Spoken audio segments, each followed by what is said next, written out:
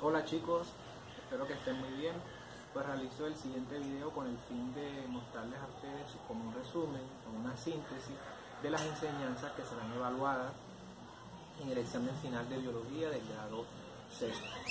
Dentro de las enseñanzas que serán evaluadas para el examen final de biología es la enseñanza número 3.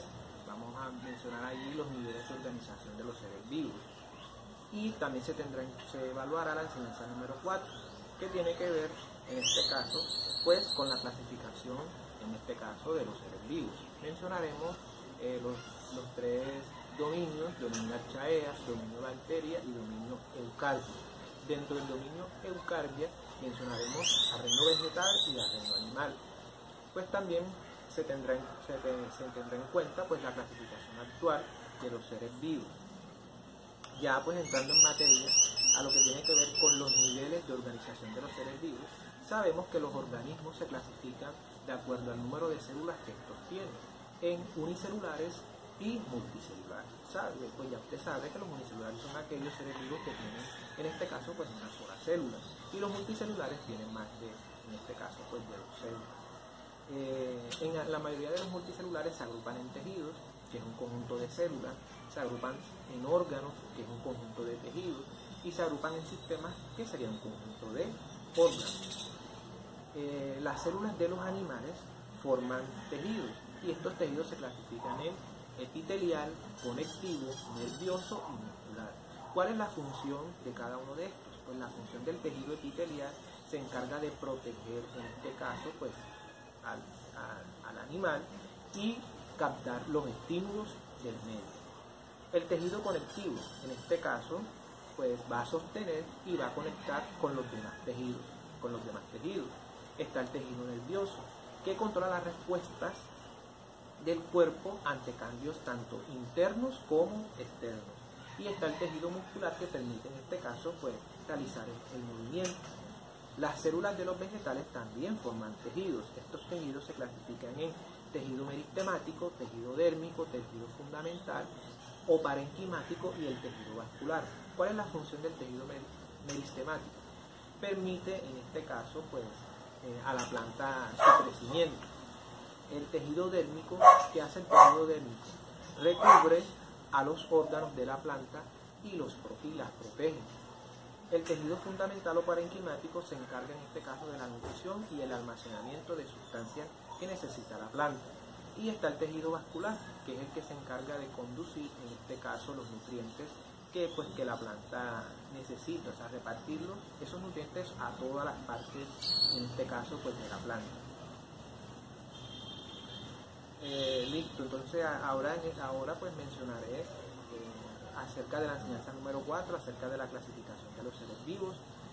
Pues recordemos que los seres vivos que existen siempre van a tener muchas semejanzas, muchas características que son parecidas, pero también van a tener características totalmente diferentes. Estas características permiten en este caso clasificar a los seres vivos. ¿Quién se encarga de clasificar a los seres vivos en estos grupos, en estos reinos, en estos dominios? La taxonomía. La taxonomía es una ciencia de la biología que se encarga de clasificar a los seres vivos, ya sea teniendo en cuenta características particulares o características similares entre seres vivos. Sabemos pues que a lo largo de la historia se han dado una serie de clasificaciones a los seres vivos. El primero en clasificar a los seres vivos fue Aristóteles. Aristóteles clasificó a los seres vivos en animales y plantas. A los animales los clasificó de la siguiente manera: animales con sangre y animales, en este caso, pues sin sangre. Pues sí, continuando con la clasificación, desde épocas antiguas está el señor Carl van Linné, que propuso un sistema de clasificación binominal, es decir, clasificó a todos los seres vivos en dos reinos, reino animal y reino vegetal, pero teniendo en cuenta dos categorías importantes, como lo es el género y la especie. Esto que planteó Linné duró más de 200 años. Pero ¿por qué no? Porque duró más de 200 años. Pero ¿qué pasaba? Que se descubrían cada vez más especies que no tenían características parecidas tanto a los seres vivos del reino animal como del reino vegetal. Por eso, en este caso, pues, este postulado llegó hasta cierto punto. Y así se fueron pues estableciendo otras teorías acerca de cómo clasificar, en este caso, pues, a los seres vivos. Para clasificar a los seres vivos se deben tener en cuenta ciertos caracteres de clasificación, tales como el carácter morfológico, que tiene que ver con la parte externa del organismo, cómo es, si tiene alas, si su cuerpo está cubierto de, si tiene alas, si su cuerpo está cubierto de pelos, si es cuadrúpedo, si es bípedo o si es ápodo. Son características que se pueden ver pues a simple vista. Están el carácter fisiológico, que tiene que ver con el funcionamiento interno del organismo, es decir, si respira a través de los pulmones o a través de la tráquea o a través de las branquias, si en este caso, pues, si su circulación tiene un sistema circulatorio abierto o presenta un sistema circulatorio cerrado. Otro carácter de clasificación está el citológico. El citológico tiene que ver con cómo son las células, en este caso, del organismo, si son procariotas, si son eucariotas, y el carácter bioquímico, que tiene que ver con la composición del ADN, de las moléculas del ADN, de su ADN. Es importante mencionar acá que los taxónomos, en este caso, pues, organizaron a los seres vivos en grupos llamados categorías taxonómicas, es decir, aquellas características que presentan los seres vivos que son semejantes entre ellos. Las categorías taxonómicas son las siguientes: está el género, está la especie, está la familia, está el orden, la clase, el filo, el reino y por último el dominio, que es el más grande. Actualmente se utilizan 3 dominios principales que van a agrupar en este caso a los seres vivos. Estos dominios son los siguientes: el dominio Archaea, el dominio Bacteria y el dominio Eucardia. El dominio Archaea, constituido por todas las arqueobacterias. Las arqueobacterias son seres unicelulares procariotas, pero son considerados extremófilos. ¿Cómo así extremófilos? Son aquellos seres vivos que pueden vivir o habitar en condiciones muy extremas. Por ejemplo, estas pueden vivir, las arqueobacterias, en aguas muy saladas, en aguas termales o en lodos volcánicos. Un segundo dominio es llamado dominio bacterio. Este dominio se caracteriza por todas las bacterias que se encuentran allí.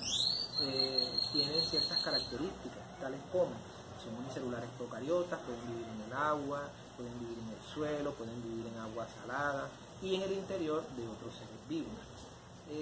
A diferencia de las arqueobacterias, las bacterias presentan una sustancia en su pared celular llamada peptidoglicano, que en este caso pues la presentan única y exclusivamente las bacterias.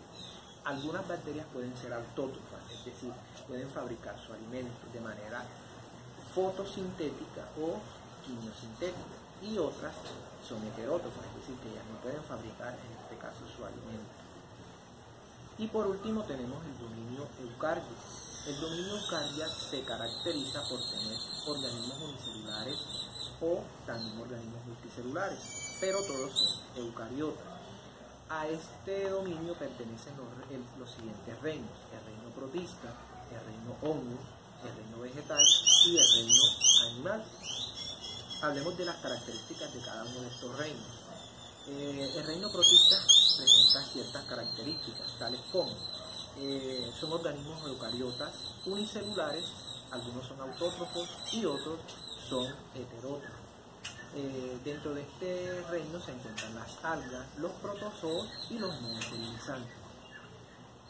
Características del reino de los hongos. Los hongos son organismos eucariotas heterótrofos. Algunos son unicelulares y otros son multicelulares. Estos no van a formar tejidos. Se clasifican en zigomycetos, ascomicetos y baciliomicetos. hablemos de las características del reino vegetal. Del reino vegetal, pues ya sabemos que son organismos eucariotas autótrofos multicelulares. ¿Qué características tienen las células del reino vegetal? Que presentan una pared celular. Se clasifican en briófitas y traqueófitas. ¿Cuáles son las briófitas? Aquellas plantas que no presentan estructuras de transporte, es decir, que no tienen hojas verdaderas, no tienen tallos verdaderos. Y las traqueófitas son aquellas que sí tienen estructuras de transporte. Se clasifican en dos grupos, las plantas vasculares sin semilla y las plantas vasculares con semilla.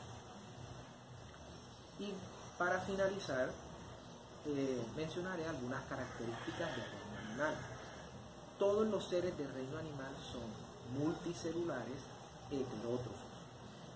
En sus células no presentan pared celular, a diferencia de las células de las plantas que sí presentan pared celular. Se clasifican según la presencia o ausencia de columna vertebral. Estos se clasifican en dos grandes grupos, los invertebrados y los vertebrados. Dentro de los invertebrados tenemos una serie de grupos.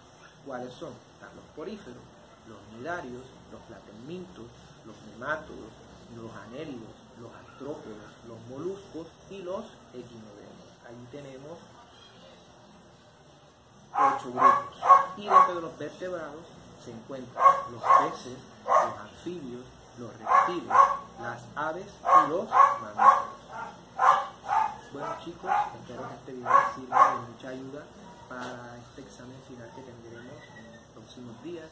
Espero que estén muy bien, que Dios los bendiga, éxitos.